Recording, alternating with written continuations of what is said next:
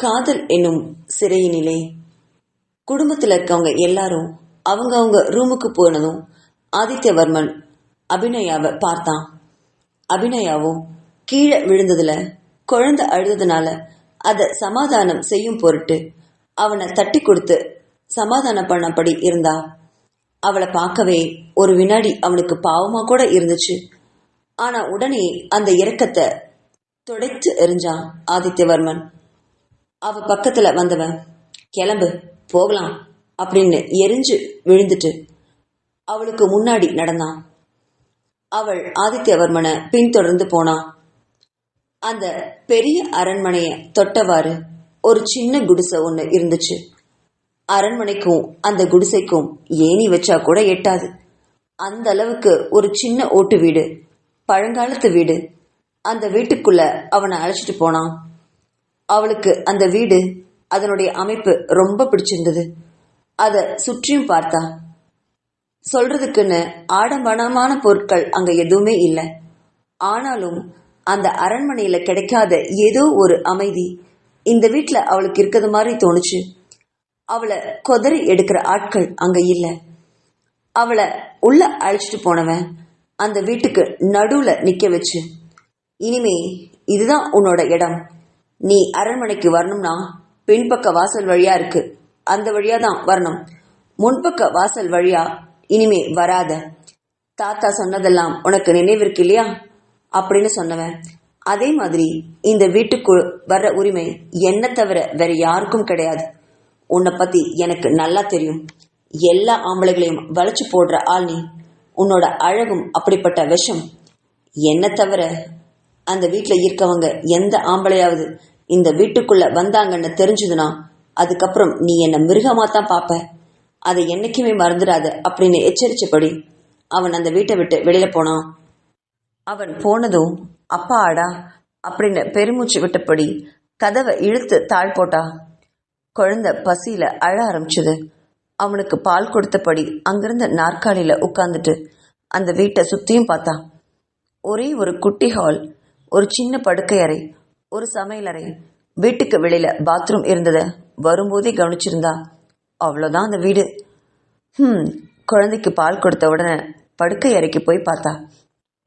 அங்க ஒரு சின்ன படுக்கை, தேக்கு மரத்துல ஆனது, அங்க ஒன்று போடப்பட்டிருந்துச்சு. அதை பார்த்ததும் அவளுக்கு ரொம்ப ஆச்சரியமா இருந்தது. இந்த வீட்டில் ஒரு வசதியும் இல்லாதப்போ இந்த படுக்கை மட்டும் தேக்கு மரத்துல ஆடம்பரமா இருந்ததையும் படுக்கை விரிப்பு கூட ரொம்ப அழகா இருந்ததையும் பார்த்து ரொம்ப வியந்தா. எனக்கு எதுக்கு இந்த மாதிரி சொகுசு வாழ்க்கை அப்படின்னு நினைச்சவ குழந்தைய மட்டும் அந்த படுக்கையில படுக்க வச்சுட்டு கிச்சன்ல போய் ஏதாவது மளிகை பொருட்கள் இருக்கான்னு பார்த்தா. ஒண்ணுமே இல்லை. பசி வேற அவளுக்கு உயிர் போச்சு. ஆனா என்ன சாப்பிட்றதுன்னு தெரியாம தண்ணியாவது இருக்கான்னு பார்த்தா அங்க அந்த பாத்திரம் கூட இல்லை. அழுகைதான் தொண்டையை அடைச்சுது. எச்சில நல்லா கூட்டி விழுங்கிட்டு தன்னோட குழந்தைக்கு பக்கத்துல வந்து கண்களை இறுக மூடி படுத்துக்கிட்டா. கொஞ்ச நேரம் கழிச்சு கதவு பலமா தட்டுற ஓசை கேட்டுச்சு. அந்த அதிர்ச்சியில அவ செயலிழந்து போய் உறைஞ்சு போய் அப்படியே இருந்தா அபிநயா. இப்பதான் அவன் எச்சரிச்சுட்டு போயிருந்தான், இந்த வீட்டுக்குள்ள அவனை தவிர யாரும் வரவே கூடாதுன்னு. இப்பதான் அவன் போயிருக்கான் கூட. அவன் திரும்பி வர்றதுக்கு வாய்ப்பே இல்லை. அப்படி இருக்கும்போது யாரா இருக்கும் அப்படின்னு நினைச்சவ கதவை திறக்காம அப்படியே சில மாதிரி உட்காண்டிருந்தா.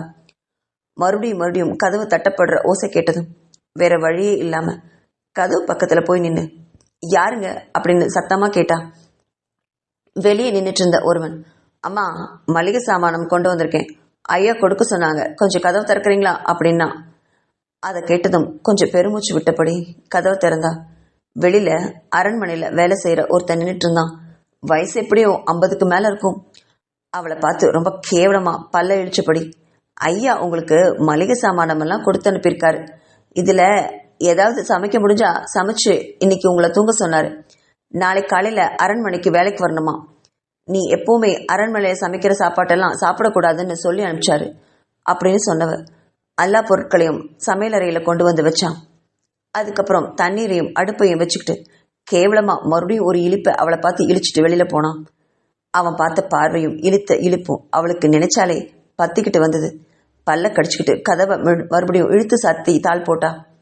சமையல் கட்டுக்கு வந்து எல்லா மளிகை சாமான்களையும் பிரிச்சு அங்க இருக்கிற அட்டைப்பட்டியில தனித்தனியா வச்சா.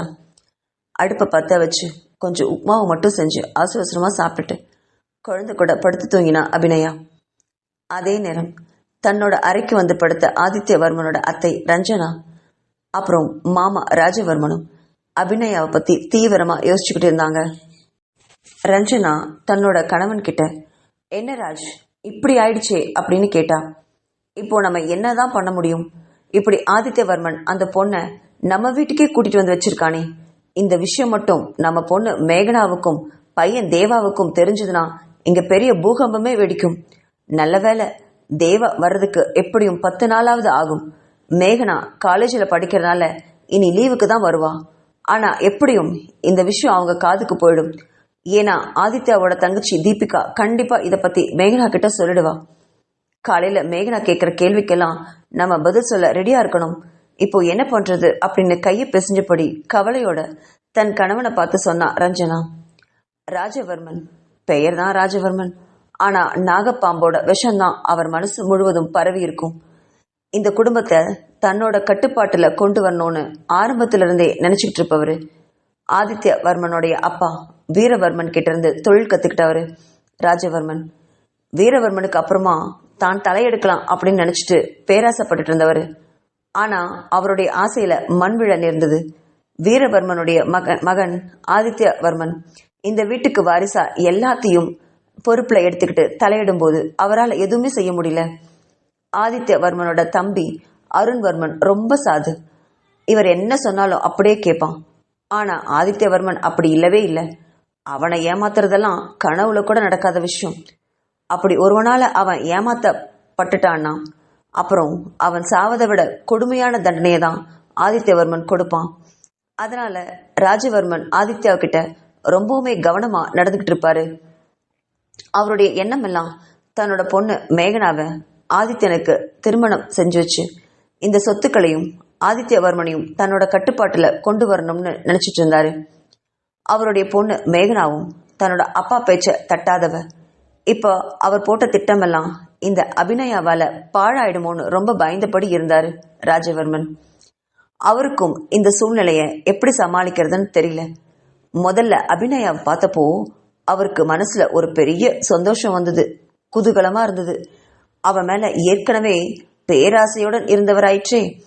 அதுவும் தாத்தா இங்க இருக்கிற ஆண்கள் யார் வேணாலும் அவகிட்ட போலான்னு சொன்னதை கேட்டதும் அவருக்கு ரொம்ப பெரிய சந்தோஷமா இருந்தது. ஆனா அடுத்த வினாடியை ஆதித்யவர்மன் அதை மறுத்து பேசவும் அவருக்கு ரொம்ப பெரிய அதிர்ச்சியா இருந்தது. அப்படின்னா அந்த பொண்ணை அவன் பாதுகாக்கிறான்னு தானே அர்த்தம். அது ராஜவர்மனை ரொம்பவுமே ஆத்திரத்துக்கு உண்டாக்குச்சு.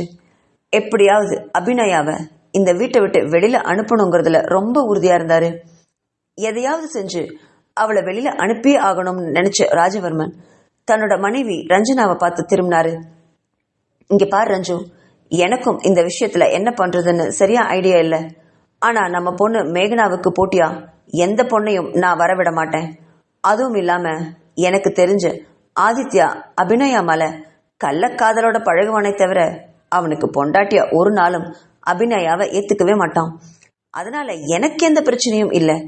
ஆனா நம்ம பொண்ணு மேகனா அப்படி இல்லை. அவ ஆதித்யவர்மன் ஒழுக்கமா இருக்கணும்னு ரொம்ப நினைப்பா. என்னதான் ஆதித்யா பெரிய பணக்காரனா இருந்தாலும் நம்ம பொண்ணு மேகனாவை தவிர வேற யாரையும் அவன் ஏறெடுத்து பார்க்க கூடாதுன்னு நினைக்கிறவ மேகனா. அப்படி இருக்கிற பட்சத்துல அபிநயா கிட்ட அவன் தப்பா பழகினான், நம்ம பொண்ணு மேகனா கண்டிப்பா அதை ஏற்கவே மாட்டா. கல்யாணமே வேண்டான்னு சொன்னாலும் சொல்லிடுவா. அதனால இப்போ நம்மளுடைய முதல் குறிக்கோள் மேகனா எக்ஸாம் முடிஞ்சு லீவுக்கு வர்றதுக்குள்ள இந்த பொண்ணு அபிநயாவை வீட்டை விட்டு எப்படியாவது வெளில அனுப்பணும். அது ஒண்ணுதான் இப்ப நம்ம குறிக்கோளா இருக்கணும் அப்படின்னு சொன்னாரு ராஜவர்மன். இவங்களுடைய மனநிலை இப்படி இருக்க ஆதித்யவர்மனுடைய அம்மாவும் அப்பாவும் மகனை நினைச்சு ரொம்ப கவலையோட இருந்தாங்க. சந்தியா தன்னுடைய கணவன் வீரவர்மன் கிட்ட ஆதித்யாவோட நடவடிக்கை குறிச்சு ரொம்ப வேதனையா பேசிட்டு இருந்தா. என்னங்க இதெல்லாம், நம்ம பையனுக்கு அறிவே இல்லையா? அந்த பிள்ளைய போய் இங்க கூட்டிட்டு வந்து வச்சிருக்கானே, நம்ம வீட்டு வாரிசையே அழிச்சுவாவ. அவகிட்ட இந்த வீட்டுல இருக்கவங்க யாரும் மனுஷத்தன்மையோட நடந்துக்கவே மாட்டாங்க. எனக்குமே அவளை பார்க்கும் போதெல்லாம் நம்ம பையனை அழிச்சதுதான் ஞாபகத்துக்கு வருது. அந்த பொண்ணை கஷ்டப்படுத்தி நம்ம பாவத்தை செஞ்சுக்கணுமா? நம்ம பையன் ஏன் இப்படி பண்றான்? அந்த பொண்ணு எங்கேயோ போகட்டும்னு விட்டுற வேண்டியது தானே. கண் காணாம எங்கேயாவது போனா கூட நம்ம பையனை கொஞ்சம் கொஞ்சமா மறக்கவும் ஆரம்பிச்சிருக்கலாம். இப்படி நம்ம கண்ணு முன்னாடி அவளை கொண்டு வந்து நிறுத்தி மறுபடியும் மறுபடியும் பழசெல்லாம் நினைவுபடுத்திட்டு இருக்கானே அப்படின்னு புலம்புனா சந்தியா. சந்தியா, அந்த பொண்ணை இவங்க ஏன் கொண்டு வந்திருக்கான்னு எனக்கு தெரியாது. ஆனா ஏதாவது ஒரு பலமான காரணம் இருக்குன்னு நான் இப்பவும் நம்புறேன் அப்படின்னு சொல்லி நிறுத்தினாரு வீரவர்மன். என்னமோங்க, இனிமே இந்த வீட்டில் நடக்க போற பிரச்சனைகளை நினைச்சா எனக்கு இனி தூக்கமே வராது போல இருக்கு அப்படின்னு கவலையோட சொன்னவன் தன்னோட கண்களை இறுக மூடிப்படுத்தா. அவ மனசுல தன்னோட 2வது பையன் அருண்வர்மனுடைய உருவம் வந்து போச்சு. எவ்வளவு அமைதியான முகம். ஆதித்யவர்மன் மாதிரி அருண்வர்மன் இல்ல. ரொம்ப இலகிய குணம் படைச்சவன், இலகிய மனம். யார் என்ன சொன்னாலும் அப்படியே நம்பிடுவான். அந்த பையனை போய் இவளுக்கு அழிக்க எப்படிதான் மனசு வந்துச்சோ அப்படின்னு நினைச்சபடி கண்கள்ல நீரோடு தூங்க ஆரம்பிச்சா சந்தியா. தன்னோட மனைவியோட கண்கள்ல இருந்து வழிஞ்ச கண்ணீரை பார்த்து ரொம்பவும் நொந்து போனாரு வீரவர்மன். இந்த வீட்டுக்கு விடிவு காலமே வராதா அப்படின்னு நினைச்சவர் தன் மனைவி பக்கத்துல வந்து உட்கார்ந்து அவ உணராத வகையில மெதுவா அவருடைய கண்கள்ல இருந்து வழிஞ்ச கண்ணீரை தொடச்சு விட்டாரு. ஆனா அவருடைய கைகளை அழுத்தமா பிடிச்சிட்ட சந்தியா தன்னோட இதழ்களை அந்த கைகள்ல பதிச்சு மார்போட அணைச்சு விட்டான்.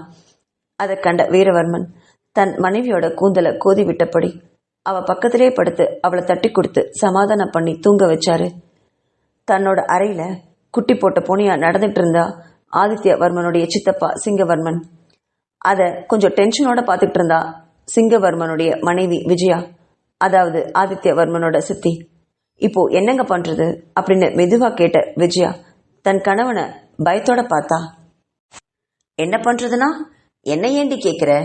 போய் உன்னோட அருமை மகன் ஆதித்யவர்மன் கிட்டே போய் கேளு போ அப்படின்னு எரிஞ்சு விழுந்தாரு சிங்கவர்மன். என்னங்க நீங்களே இப்படி பேசுறீங்க? இதுக்கு ஏதாவது வழி சொல்லுங்க. அந்த பொண்ணை இப்படி நடு வீட்டுல கொண்டு வந்து வச்சிருக்கான். அவளை பார்க்க பார்க்க எனக்கு உடம்பெல்லாம் எரியுது அப்படின்னு ஆத்திர மிகுதியில கத்தினா விஜயா. எனக்கு வர்ற கோவத்துக்கு அவளை இங்கே குழி தோண்டி புதைச்சிடணும் போல இருக்கு. ஆனா உங்க அப்பா என்னடானா அவ இங்கே இருந்துட்டு போகட்டும்னு சொல்றாரு. உங்க அப்பாவுக்கு வயசாச்சே தவிர கொஞ்சம் கூட அறிவே இல்லை அப்படின்னு சொன்னா விஜயா. அதை கேட்ட சிங்கவர்மன், இந்த பாரடி, எங்க அப்பா பத்தி பேசுற வேலையெல்லாம் வச்சுக்காத. அவர் என்ன பண்ணாலும் அதுல கண்டிப்பா ஏதாவது ஒரு காரணம் இருக்கும் அப்படின்னு சொல்லி நிறுத்தினாரு. ஆமா, இப்படியே ஏதாவது சொல்லி சொல்லி என் வாயை அடைங்க. ஆதித்யவர்மனும் உங்க அப்பாவும் என்ன பண்ணாலும் அதுக்கு பின்னாடி ஏதாவது ஒரு காரணம் இருக்கும்னு இப்படி எத்தனை நாளைக்கு இதே டைலாக் பேசுவீங்களோ தெரியல.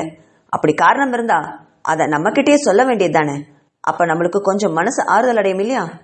இப்படி நம்ம வீட்டு வாரிசை அழிச்சவளை கூட்டிட்டு வந்து நடு வீட்டுல வச்சிருக்கானே, அவனுக்கு எவ்வளவு தைரியம் இருக்கணும்.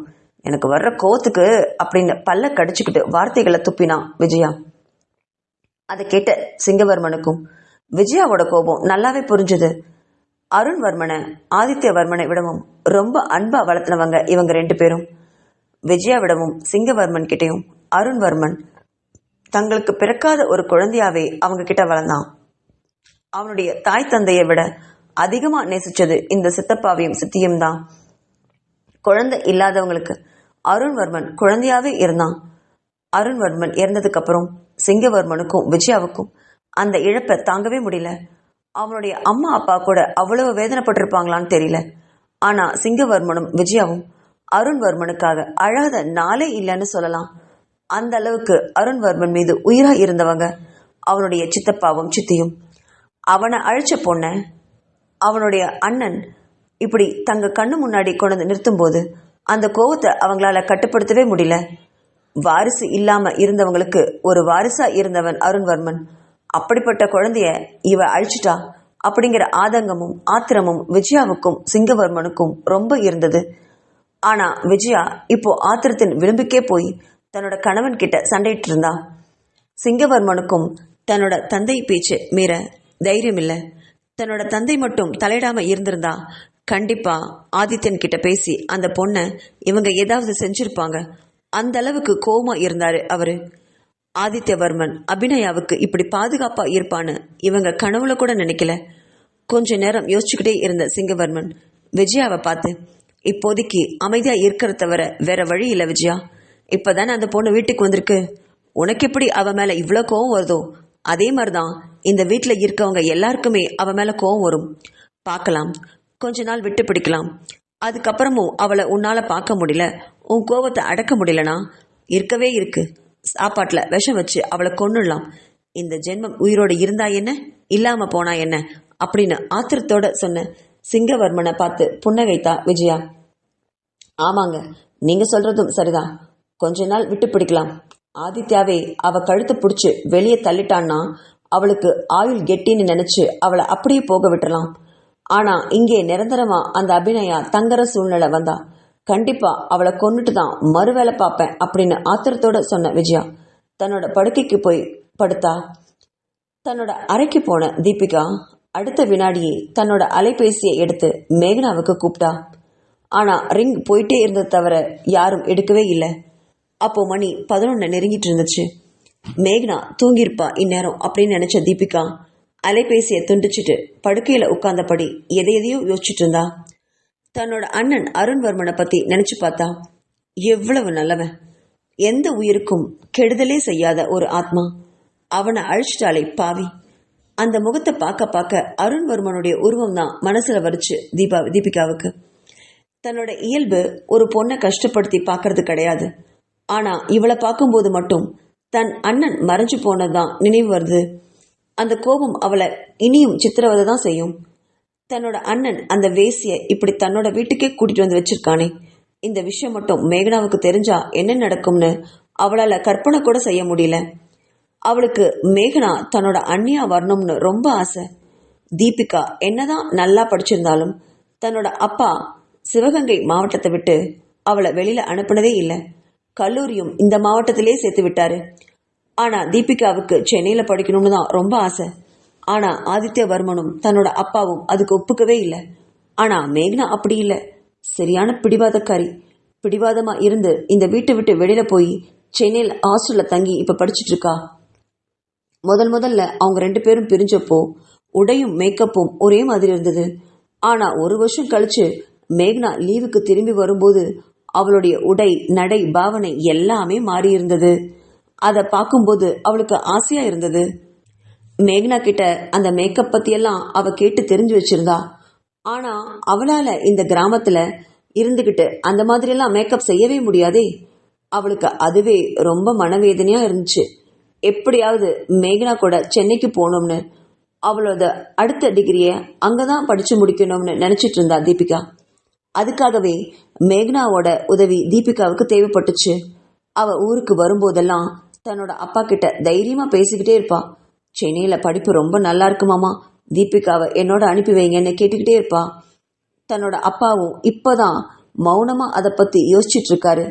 இந்த சமயத்துல மேகனாவை இழக்கிறதுக்கு தீபிகாவுக்கு மனசே வரல. தன்னோட அண்ணனோட விஷயம் மட்டும் இப்ப மேகனாவுக்கு தெரிஞ்சா அவளுக்கு கோபம் வருமேன்னு பயந்தா. ஆனா யாரு மூலமோ விஷயம் தெரியறதுக்கு தானே ஒருவாறு இந்த விஷயத்த மேகனா கிட்ட சமாதானமா சொல்லிடலான்னு நினைச்சு அலைபேசியில தொடர்ந்து கூப்பிட்டுக்கிட்டே இருந்தா. ஆனா அந்த பக்கம் அவ போனை எடுக்கவே இல்லை.